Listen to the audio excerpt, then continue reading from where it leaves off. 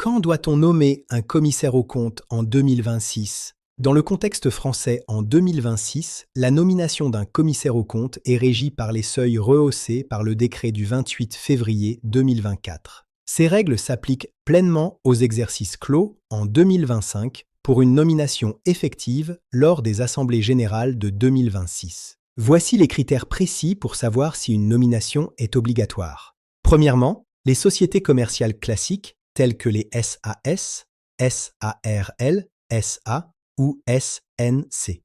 Pour la majorité des sociétés, l'obligation de nommer un CAC intervient si l'entreprise dépasse 2 des 3 seuils suivants à la clôture de l'exercice. Le premier seuil est un total du bilan de 5 millions d'euros. Le deuxième est un chiffre d'affaires hors taxe de 10 millions d'euros. Et le troisième est un nombre moyen de 50 salariés. Règle de l'exercice suivant. Si ces seuils sont franchis lors de la clôture au 31 décembre 2025, la nomination doit être votée lors de l'Assemblée générale de 2026 pour un mandat portant sur les comptes de 2026 à 2031. Deuxièmement, les groupes de sociétés. Des règles spécifiques s'appliquent pour éviter de fragmenter l'activité pour échapper au contrôle.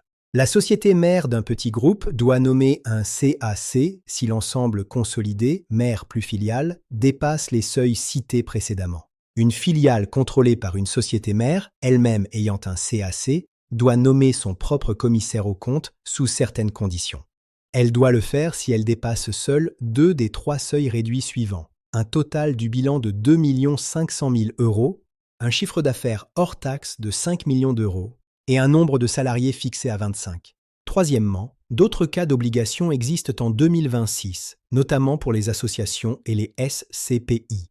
Pour les associations, l'obligation s'applique si elles reçoivent plus de 153 000 euros de subventions publiques ou de dons annuels. Pour les SCPI, les seuils sont fixés à 1 550 000 euros de bilan, 3 100 000 euros de chiffre d'affaires et 50 salariés.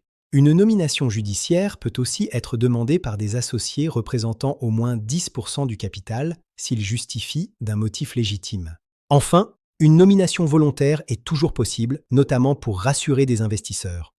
Le mandat peut alors être de 3 ans via l'audit ALPE.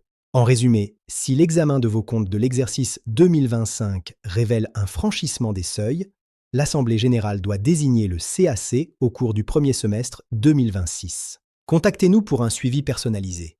Nous sommes présents en Île-de-France au 07 58 46 31 69.